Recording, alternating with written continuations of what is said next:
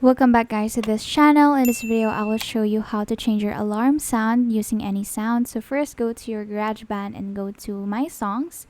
So you have here a recording, or open a new file and make a recording. So here I've already done my recording, and I'll just go to the drop down arrow on the upper left right here, and then just long press the recording and go to share and click ringtone. And then after clicking ringtone, you just have to export it.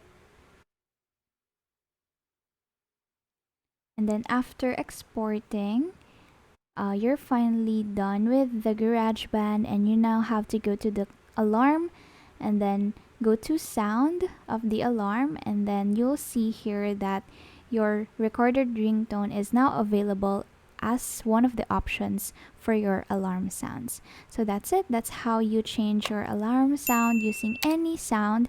Thank you so much for watching. Please do like and subscribe.